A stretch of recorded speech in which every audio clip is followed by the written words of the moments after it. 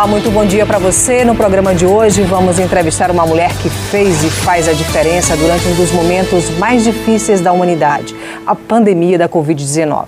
Ela é maranhense, médica infectologista e acabou de receber reconhecimento internacional pelo seu trabalho. A doutora Maria dos Remédios, seja bem-vinda ao programa Em Alta.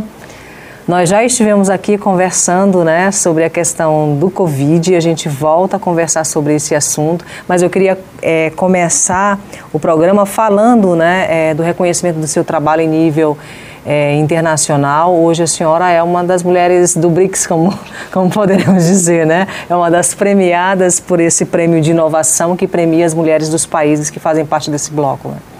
Isso, bom dia, muito obrigada pelo convite. É uma grande satisfação receber esse tipo de prêmio, porque nessa categoria que eu concorri, que é em relação ao combate à pandemia de Covid-19, foi escolhida uma mulher de cada país, Sim. Do BRICS, Então, Brasil, Rússia, Índia, a terceira edição China, do prêmio, Desse tipo de prêmio em relação à mulher e inovação e empreendedorismo, sim. Agora, em 2022 é a primeira vez que foi criada uma categoria para o combate à Covid-19. Sim. Então, é a primeira vez desse combate, O outro prêmio são 3 mulheres de cada país e, no caso da Covid-19, uma mulher de cada país. O que contou para essa premiação dentro da sua pesquisa? É claro que a gente já conhece, todo o seu esforço, todo o seu trabalho e um esforço muito de alertar a população, sobre as questões e muitas vezes com uma visão contestadora em relação ao discurso, de entes aí importantes, de instituições, do próprio governo, no sentido de proteger a população. Qual foi o diferencial que levou a senhora a ter esse reconhecimento? Eu acredito que tenha sido pelo impacto, até a chegada até as populações mais carentes, Porque nesse trabalho eu também fiz vários podcasts para rádios comunitárias, para vídeos TV aberta, entrevista TV aberta, rádio, Então a gente sabe que a população com menos escolaridade, sim, também com menos condição de pagar, por exemplo, a TV paga, essa população tem acesso basicamente a isso, TV aberta, canal rádio, especialmente na Amazônia, nessas áreas mais distantes. Então, acho que isso pesou, porque eu tenho essa facilidade de falar de uma maneira compreensível de assuntos técnicos, sim, que qualquer pessoa possa entender. Então, acredito que isso tenha pesado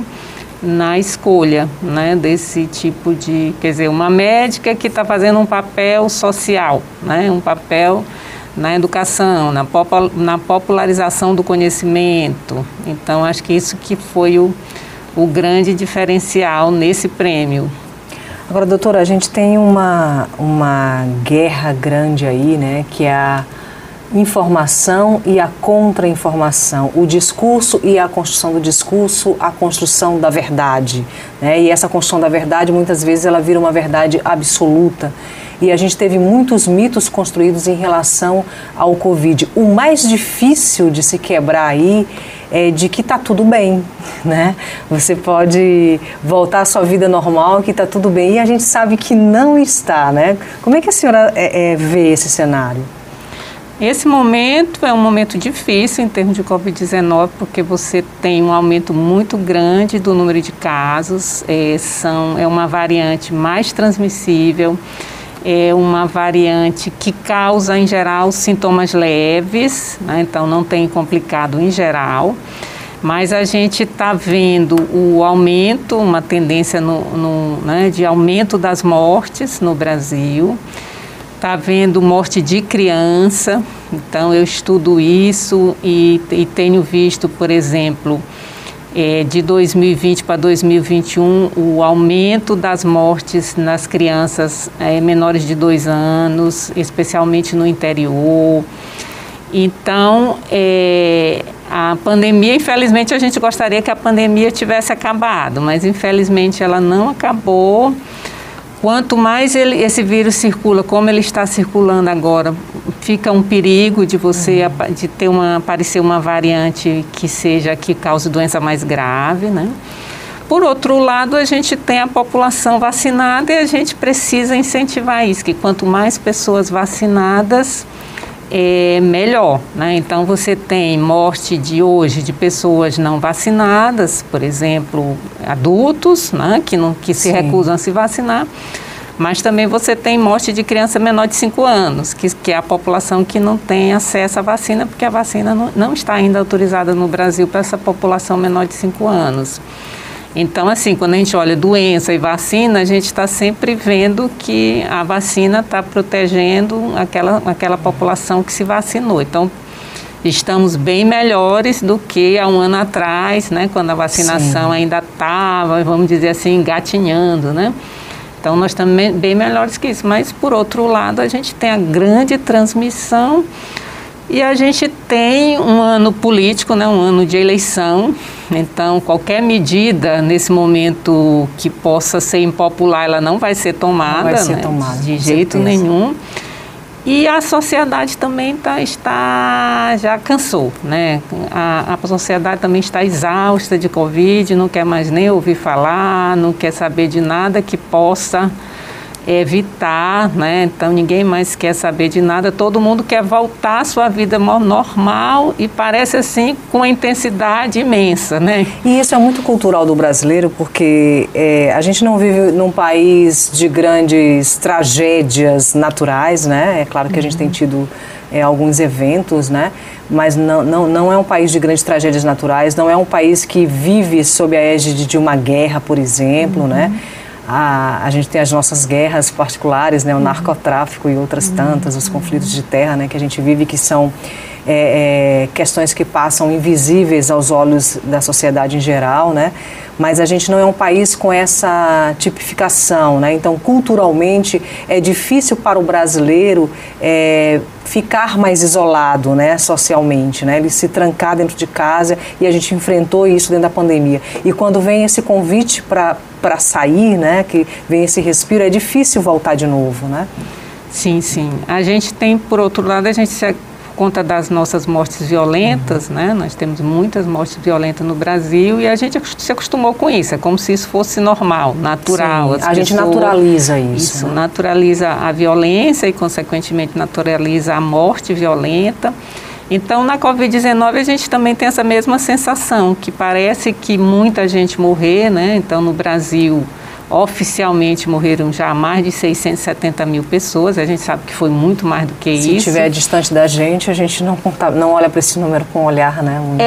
Ou mesmo quando próximo, parece que as pessoas têm aceito, assim, tipo, assim, já era idoso, né? Tinha uma comorbidade, porque também a gente tem o hábito de culpar sempre a vítima, né?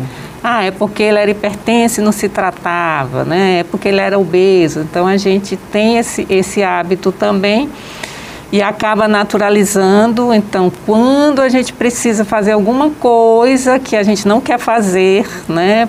Para poder proteger a coletividade, a gente não faz, né? Então, eu quero fazer aniversário do meu filho, eu não fiz tem 2 anos. Quero me casar agora. Eu quero fazer, às vezes a pessoa já casou no civil, mas ela quer a festa de casamento católica, por exemplo, porque quer essa festa. E depois desses eventos, você vê a família toda doente.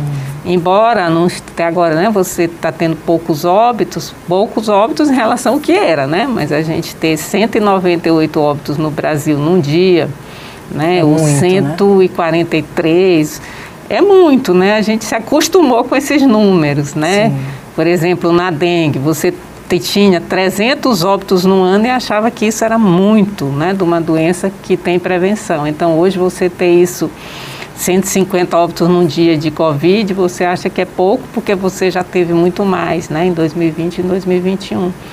Mas isso é preocupante, assim, porque essa não é a última pandemia, né? Provavelmente a gente vai ter outras pandemias no futuro e parece que o brasileiro não aprendeu com a pandemia, né? Por exemplo, você tem sintoma respiratório, você tem sintoma de gripe, Pode ser Covid, pode ser gripe, pode ser outro vírus, como você está tendo agora, né? Vários vírus circulando, inclusive a Covid.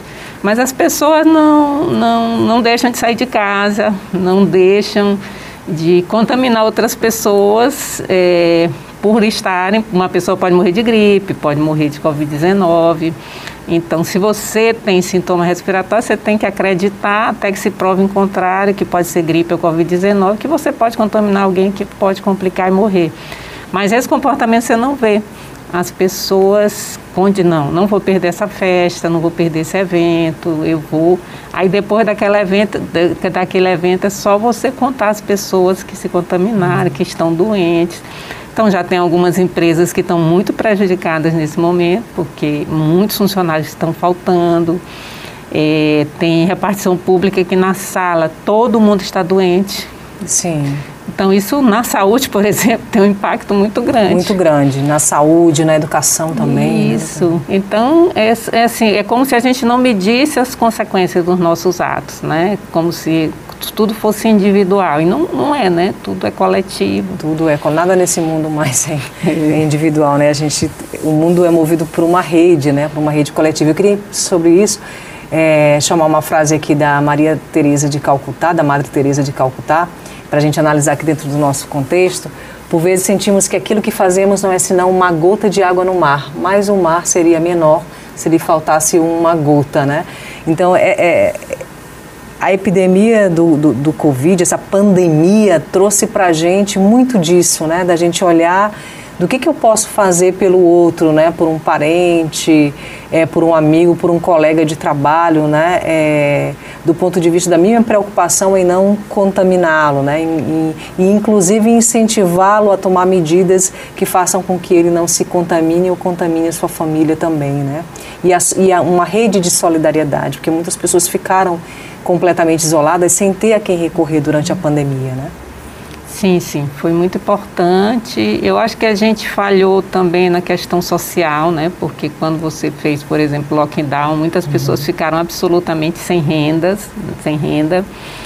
E parece que a gente não enxergava isso, né? Que a gente tem essa dificuldade no Brasil também de enxergar o pobre, né? E o impacto que isso também teve nas empresas, né? Pequenas empresas, né? Imagina, você tem o seu negócio e não pode abrir, não pode funcionar. Então, isso deu um impacto negativo muito grande na renda dessas pessoas. Por outro lado, você vê algumas pessoas que encontraram alternativas, né? Especialmente, por exemplo, em comida, no delivery, né? Então, você não podia abrir, né?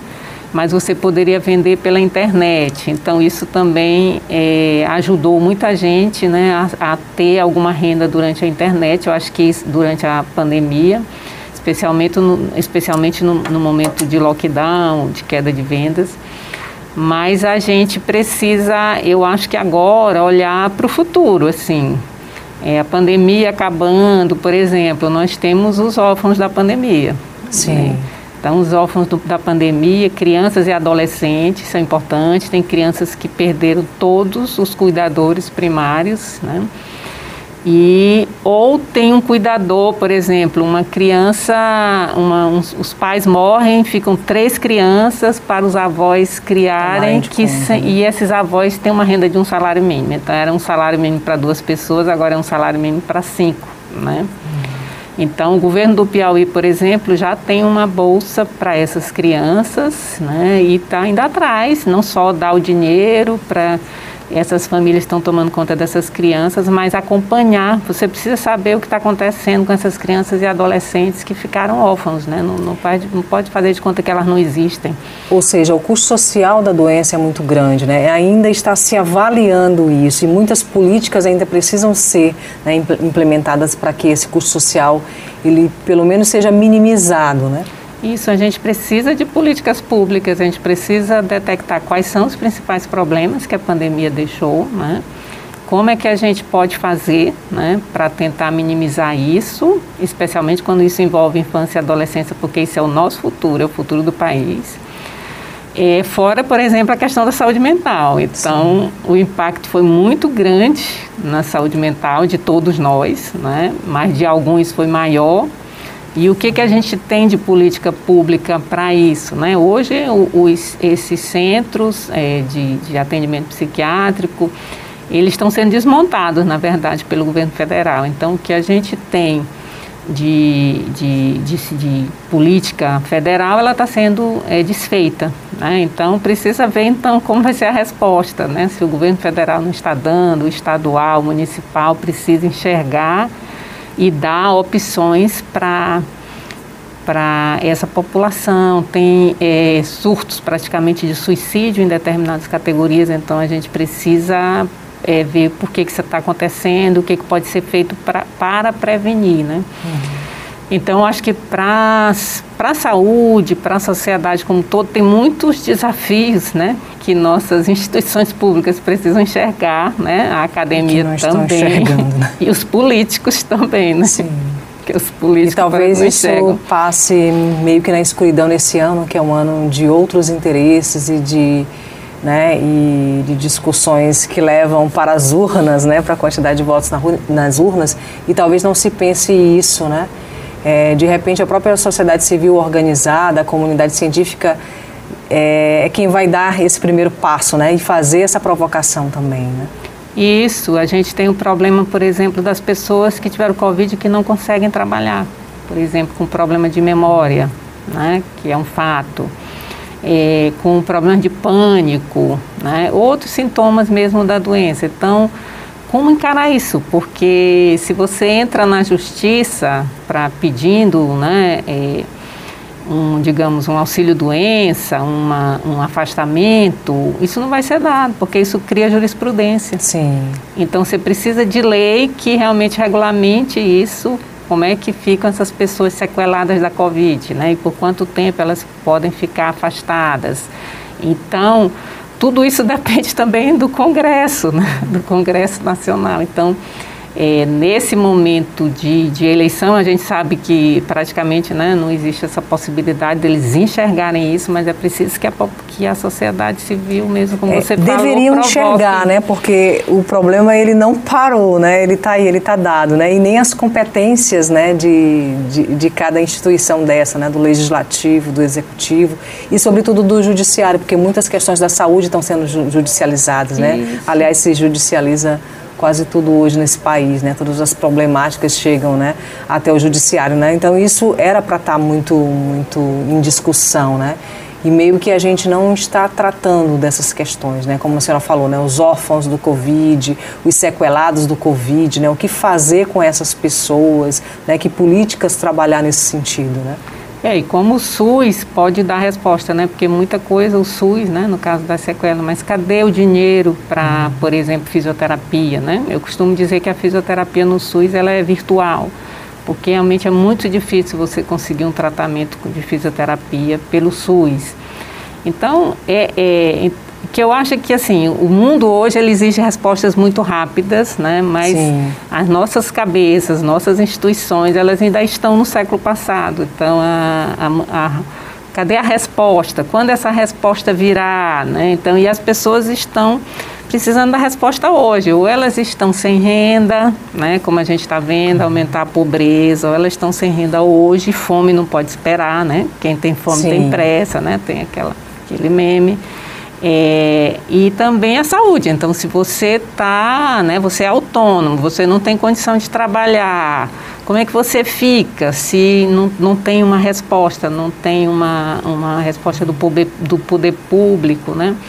Então, acho que a gente tem, assim, uma distância muito temporal entre a necessidade da pessoa e a resposta que a sociedade dá, especialmente os nossos políticos, né? Porque parece que eles que não é só aqui, né? Uma questão global, parece que os políticos vivem num planeta e a sociedade noutra. Eles não conseguem enxergar as nossas demandas, nos olhar, ver o que a gente está precisando e trabalhar para dar essa resposta. Parece que eles vivem em outro planeta totalmente diferente do nosso. E não é só aqui no Brasil, né? Em outros países a gente vê o mesmo comportamento, né? E numa pandemia, com coisas tão urgentes, a gente precisaria que eles estivessem ao contrário, né? Procurando as respostas que eles precisariam dar para a sociedade.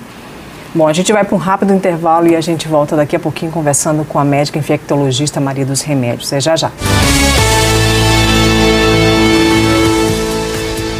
Nosso assunto hoje é Covid-19. A gente conversa aqui com a médica infectologista Maria dos Remédios, que já esteve por vezes aqui durante a pandemia, esclarecendo a gente sobre a doença, né, sobre a questão da prevenção, sobre tratamento e sobre a pandemia. Doutora, ainda existe muita escuridão em torno da doença, né? Muitas coisas que precisam ser conhecidas a respeito da Covid-19, não é isso?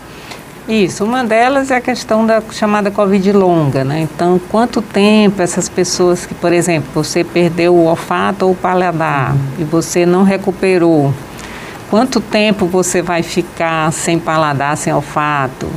Existe a possibilidade de você não recuperar nunca?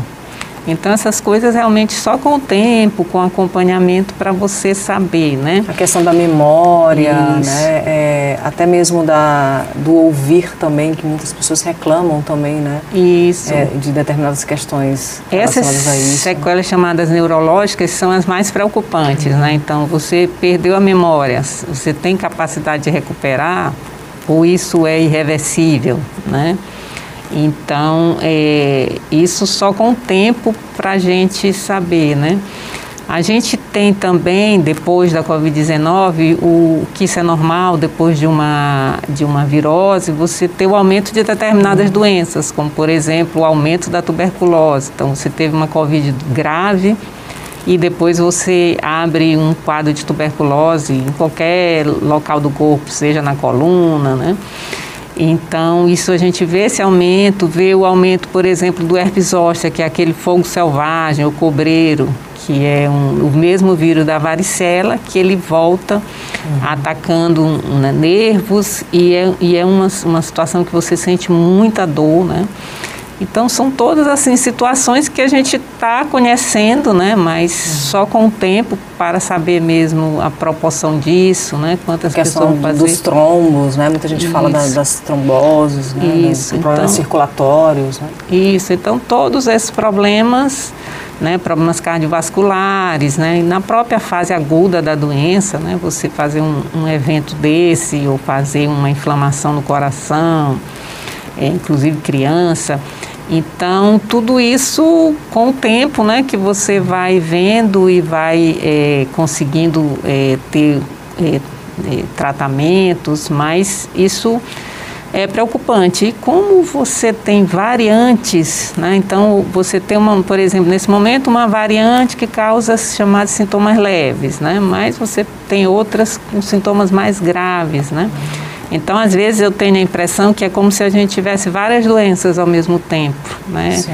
Quando a gente compara 2020 com 2021 e com 2022, é como se em cada momento desses você tivesse tido doenças diferentes, né? Porque, às vezes, a clínica é totalmente diferente, as complicações, os sintomas, né?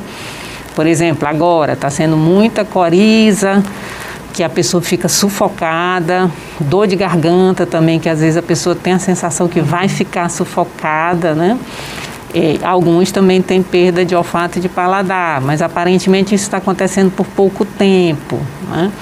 Então, diferente do ano passado. Então, assim, cada variante ou subvariante que vai circulando, você vai vendo quadros diferentes. Felizmente, nesse momento, os quadros são sem complicação, né? Com quase totalidade dos casos, mas é uma doença nova. Então, algumas pessoas também querem, eu vou pegar para depois eu não pegar de novo. Isso não acontece, você pega de novo. Então, tem gente que já teve 4 vezes. Existe um período que você está imune, vamos dizer, você pegou Covid, existe um período que você não vai pegar ou isso não existe? Em geral, você fica meses, né? Alguns ficam de 6 a 12 meses sem pegar, mas algumas pessoas não ficam. Então, tem gente que nesse período de pandemia já teve Covid 4 vezes. Então, praticamente, entrando uma variante nova, ela se contamina novamente.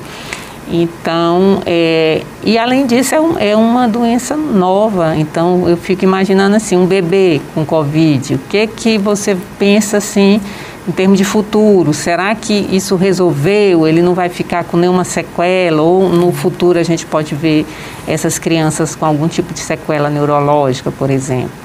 Então, a gente tem que realmente evitar a contaminação.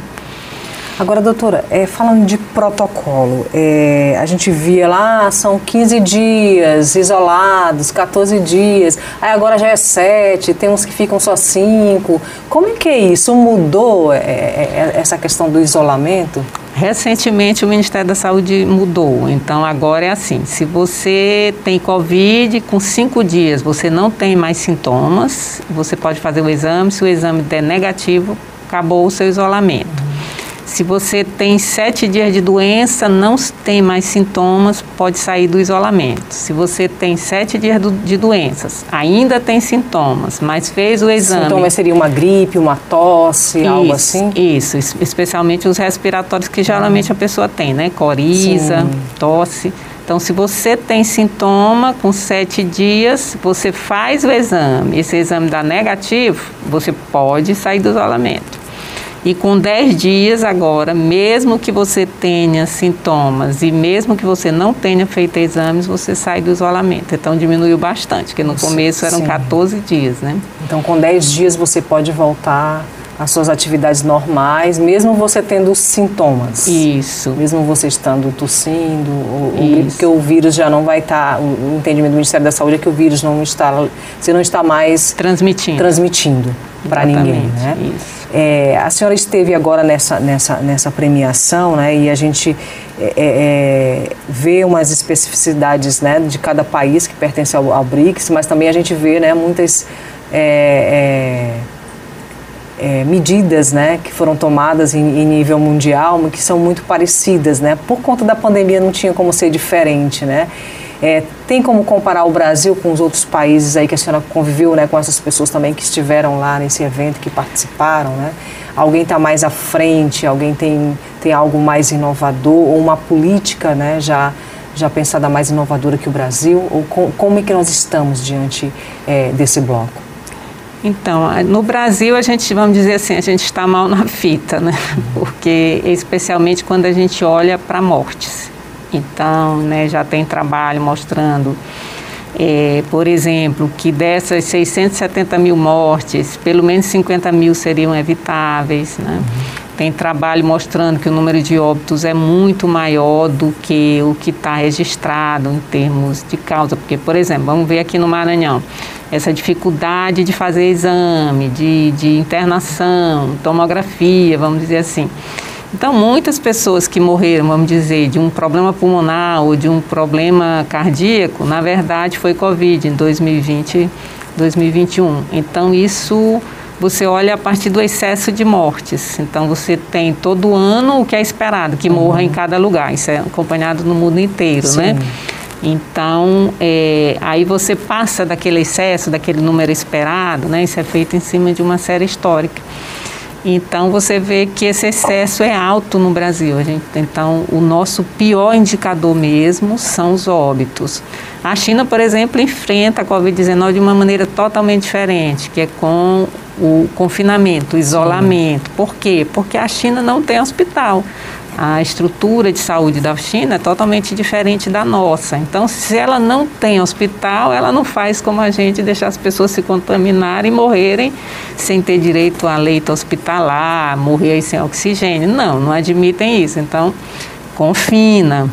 Então, e também numa pandemia, o que a gente vê, por exemplo, eu vejo aqui analisando, até hoje estava discutindo com um aluno meu, olhando o mapa do Maranhão, sim, onde morreu mais gente, né? Onde estão os municípios que internaram Covid. Então, quando você vê os municípios que internaram, tem grandes vazios, né? No mapa fica em branco. Ou seja, tem muitos municípios no Maranhão que não têm leitos de internação, né? Então, vão para as regionais, para aquelas referências. Agora, imagina isso numa pandemia. Então, uma doença aguda, de evolução rápida, locais pobres. Então, qual a condição dessa pessoa de se deslocar para ir para outra cidade, né? Então, tudo isso com certeza impactou nas mortes. Doutora Maria dos Remédios, é muito difícil a gente conceber que numa pandemia como essa, né, onde a gente viu muitos brasileiros sendo vitimados, né, e mortos, né, por conta de medidas que falharam, a gente ainda conseguir ver dentro disso tudo, né, a tragédia da corrupção, né, porque não há coisa mais trágica do que a própria corrupção, porque ela leva exatamente a isso, a morte, né? E a gente viu aí, né, a questão dos respiradores, das medicações, né, CPI sendo instalada para investigar isso, né? Ou seja, se perdeu muito tempo, em vez de se salvar vidas e trabalhar medidas, né, que pudessem combater a doença, a gente viu um esforço muito grande para se combater a corrupção e punir os corruptos, né? Muito tempo gasto nessa história toda, né? O problema do Brasil é que essa corrupção ela é estrutural, né? Você vê, independente do governo que entra ou que sai, a corrupção está lá, existe, então muito difícil, faz parte praticamente da nossa cultura. É um vírus que parece que não tem vacina. Esse aí não tem jeito. Não tem jeito. Então, assim, faz parte da nossa cultura, a gente aceita isso como normal, né? Então, vamos dizer, um secretário de saúde roubou 1 milhão do cofre público. A gente não acha que esse 1 milhão faltou para a saúde, por exemplo. Não se consegue fazer as conexões, né? Esse 1 milhão serviria para quê? Né? Quantas vidas poderia salvar, né? Quantos leitos de hospital, né? Quantas vacinas poderiam ser compradas? Então, a gente não costuma, assim, é tão comum que para a gente aquilo ali faz parte da paisagem, não adianta a gente se importar com esse problema, mas a gente precisa se importar porque realmente nessa pandemia a gente viu como faz falta o dinheiro da saúde. Então, no SUS, a gente tem um subfinanciamento enorme, cada vez maior. É uma maneira de você destruir o SUS. Eu acho que a gente não consegue enxergar isso, que o SUS está realmente sendo destruído. Fora isso, tem a gestão fraudulenta. Então, a pessoa já vai para aqueles cargos públicos ou para a direção de um hospital, por exemplo, com a intenção mesmo de corrupção, e algumas eu conheço casos de diretores de hospital que ficaram muito pouco tempo, não aqui no Maranhão, mas fora daqui, porque foram ameaçados de morte.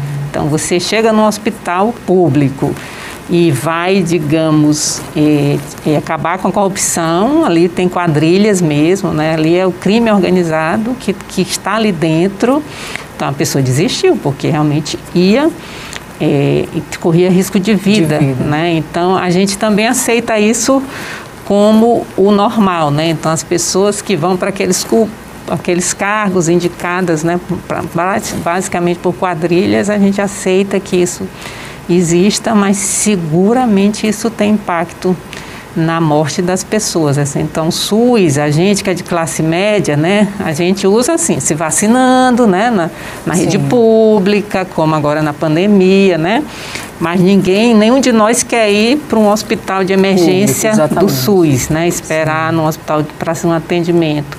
Então, vira uma coisa para o indigente, né. Então, assim, como é uma coisa que não é nossa, é do indigente. A gente não olha. A gente não olha, né? A gente, faz parte, né, da paisagem, como a escravidão fez parte da paisagem aqui no Brasil durante muitos anos. Então, você encontrar uma pessoa na rua sendo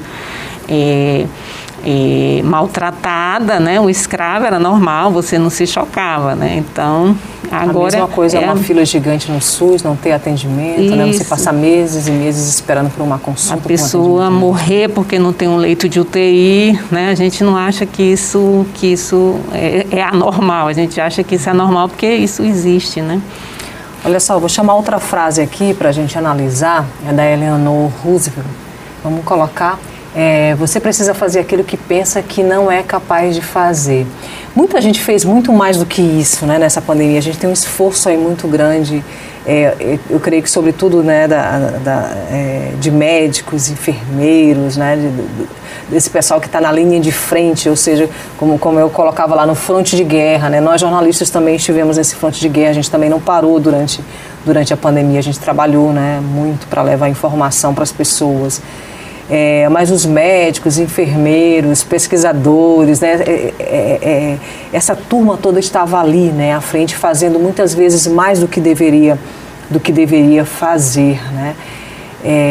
E como a senhora falou, alguns tiveram que pagar um preço muito alto, né, muitos ficaram afastados de suas famílias, muitos tiveram que deixar seus postos porque encontraram ali um paredão, né, da corrupção. E muitos tiveram aí um enfrentamento ideológico também, né? Eu creio que a senhora está nesse time, né, de que teve que enfrentar uma batalha por acreditar em algo, né, em algo que seria que está dentro da sua lógica de ética, né, e que é correto, né? E está numa instituição que tem uma função social extremamente importante, que é a universidade, né? E fazer com que essa universidade falasse, né? Então a gente ficou aí com a voz da universidade, a voz governista, né? E pareciam duas vozes meio que diferentes, que por vezes elas divergiram, né? Eu creio que também houve uma certa pressão aí nesse momento, houve um certo incômodo aí também para vocês que estavam do lado de lá, né? Sim, acho que em alguns momentos isso abalou assim emocionalmente, né? Porque você está vendo o que está acontecendo, especialmente no começo, né, da pandemia. Sim. Você perceber que aquilo ia acabar muito mal, que muito em breve você teria muitas mortes, né? Então você via, por exemplo, digamos, a sociedade ainda atônita, né?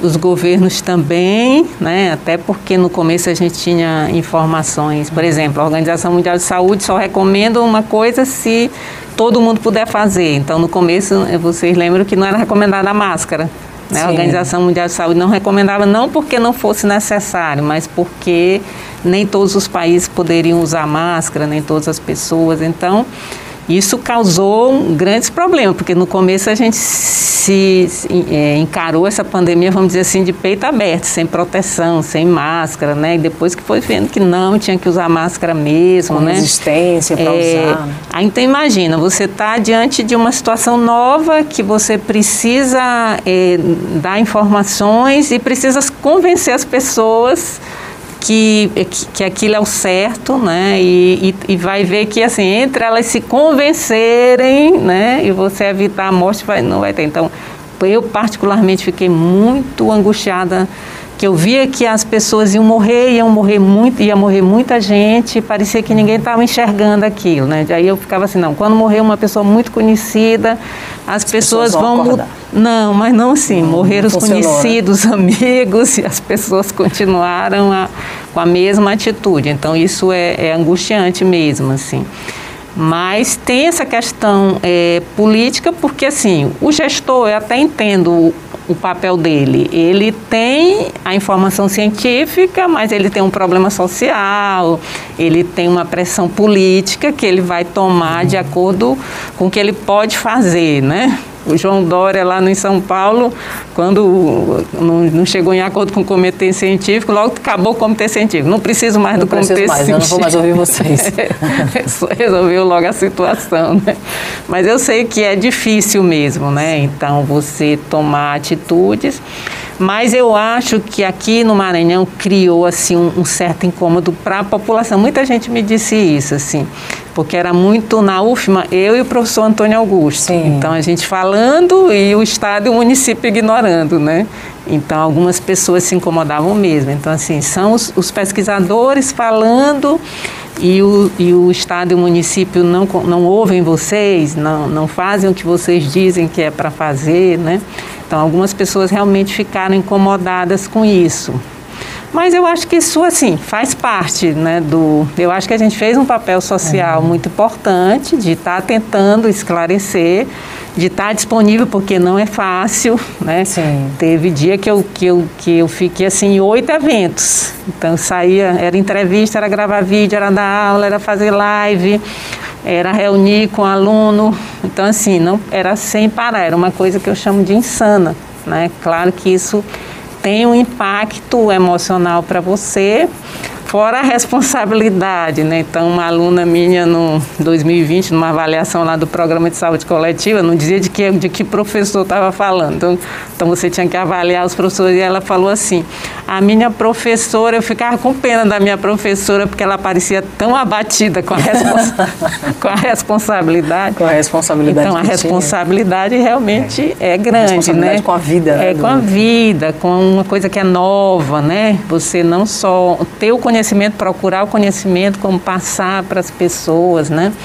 Então, isso, eu acho que a UFMA, nesse sentido, que isso não é o habitual da UFMA, né, das universidades de maneira geral.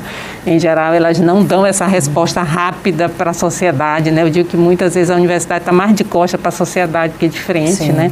Mas eu acho que nessa pandemia, a gente na UFMA, não fui só eu, foram muitos professores, tentaram dar uma resposta. Tem muito professor com projeto financiado sobre Covid-19, porque rapidamente fizeram projetos, tentaram financiamento, tentaram dar de alguma forma contribuição. E os profissionais de saúde, infelizmente, muitos deram a vida.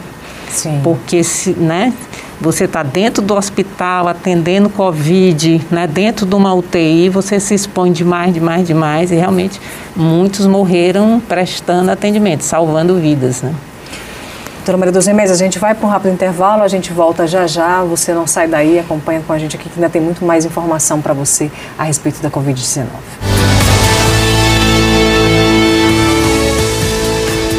E a gente volta conversando aqui com a doutora Maria dos Remédios, falando sobre Covid-19. Eu queria perguntar, eu sempre tive curiosidade de fazer essa pergunta, né? E depois que a gente passou esse período agora, eu queria lhe perguntar, a senhora era favorável à questão do lockdown, né?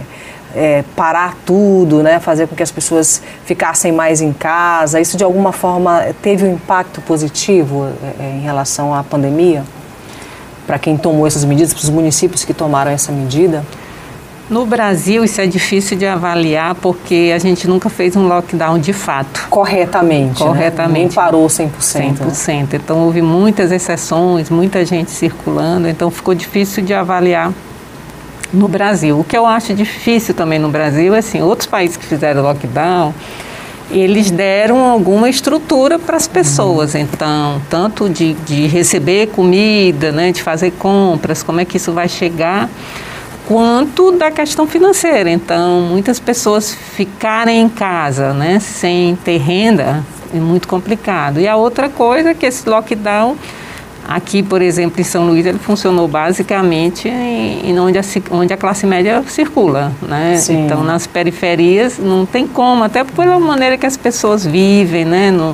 Em situações muito ruins, com aglomeração dentro de casa, muita gente, casas muito pequenas, então, que é uma outra coisa que eu falo desde o início da pandemia. Então, a gente fala medidas que são para a classe média e ignora que tem pessoas que não podem adotar essas medidas. Mas, de modo geral, eu acho que a gente enfrentou muito mal, né, em termos de tanto de lockdown, quanto de isolamento, de qualquer medida preventiva.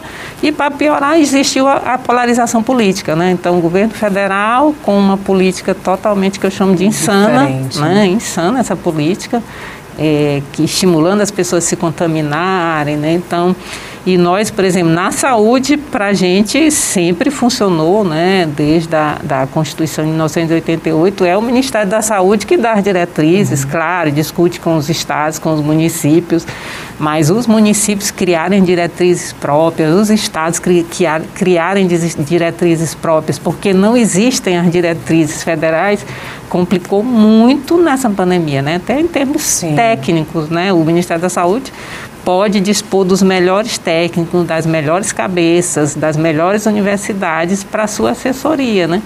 E já para os estados e municípios já fica diferente, né? Então, e também se vem uma medida, né? Então, vem uma medida que é do governo federal, então muito mais fácil para um governador, para um prefeito dizer, vou tomar essa medida, porque isso é uma recomendação do Ministério da Saúde, né? Do governo federal, né? A gente viu Manaus, né? Quando o prefeito quis fechar tudo, a população quis invadir a casa dele. Sim. E a gente viu a tragédia que aconteceu depois. Ele tinha razão, ele queria fechar. Mas é diferente, né? Uma pessoa local, né? A pessoa sabe onde ela mora, né? Então, é difícil. Eu acho que isso atrapalhou muito nessa pandemia.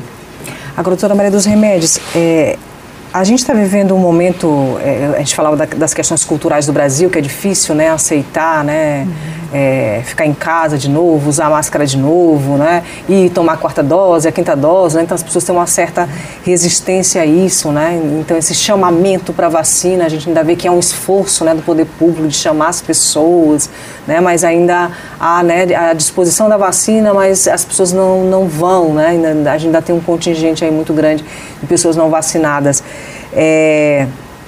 A gente deve viver ainda momentos difíceis com a doença, porque eu penso que a gente está vivendo uma outra grande onda, né, aí do Covid, né? Os números não aparecem tanto, porque como a senhora falou, a gente está num momento político, né, onde os olhares, os interesses estão voltados, né, para uma outra questão. O Maranhão, o Nordeste inteiro vive aí as festanças de São João e aglomeração geral, e a gente não vê, né, as pessoas utilizando a máscara, né, nos arraiais, né, e nem se cuidando, né, dessa forma. Vejo as brincadeiras dentro de um ônibus lotado, né, e todo mundo ali, né, muitas vezes consumindo a água no mesmo, né, e todo mundo muito junto, e esse batalhão desce ali naqueles arraiais, é muita gente, né, junta, né. A gente deve ter um aumento aí depois dessas festanças, né? E olha que no Maranhão São João vai ser bem mais esticado aí, né? Na verdade, a gente já está tendo aumento evidente de casos depois que o São João começou, né? Porque são múltiplas aglomerações, então não tem como você ter uma medida preventiva, a não ser vacina, né?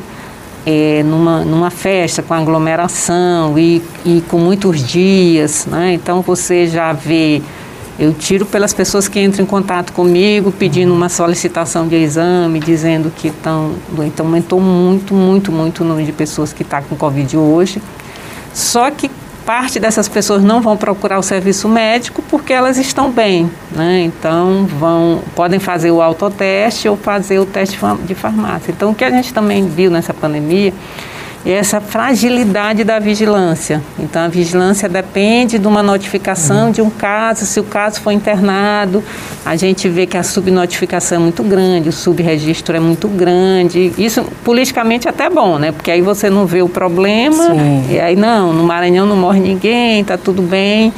Mas a gente precisaria ter uma vigilância, por exemplo, desses casos leves, né? Como enxergar esses casos, né? E mostrar esses dados a partir, por exemplo, dos exames que são feitos na farmácia, dos exames que são feitos no laboratório.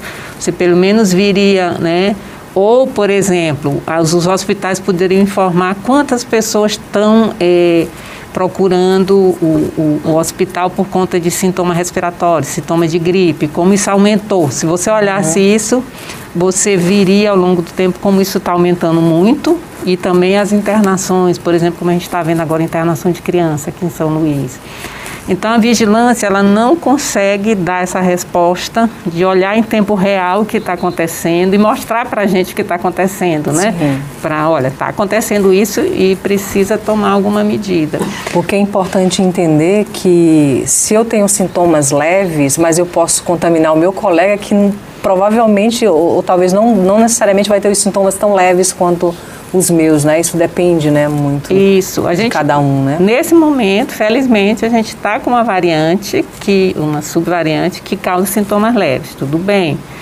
Mas, claro que algumas pessoas têm mais risco de morrer, como os não vacinados, as pessoas com mais de 80 anos, as crianças, né, com menos de 5 que são não vacinadas. Alguém com comorbidade, as pessoas com comorbidade. Com comorbidade. Então, a gente sempre precisa reconhecer que existe esse perigo, né?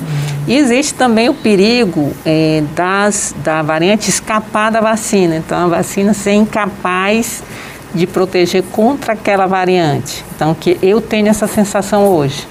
Sim, a senhora falava isso em off, né? Que parece que a vacina não está conseguindo dar conta, né? Exatamente, porque as pessoas se expõem e se contaminam e adoecem mesmo. Então, parece que a vacina não está conseguindo proteger em termos de transmissão para essa subvariante no momento.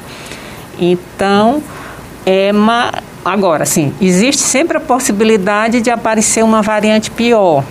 Existe, mas eu acho que nesse momento não, né? Nesse momento eu acho que não é a nossa grande preocupação. Agora, precisaria ter uma política para aumentar a vacinação. Por quê? Porque a vacinação ela é de múltiplas doses. Então, você tem pessoas que querem tomar vacina, mas esqueceram a 4ª dose. Que estavam muito atribuladas, muito preocupadas com outras coisas. Então, você poderia, por exemplo, mandar e-mail para essa pessoa, mensagem pelo WhatsApp. E até o posto da comunidade, isso, né? Lembrando que ela precisa... Uma escola, né, que fique na comunidade. Isso, né? então existe... Levar a vacina. Sabe o que eu acho estranho, você falando disso? Desculpa eu lhe interromper.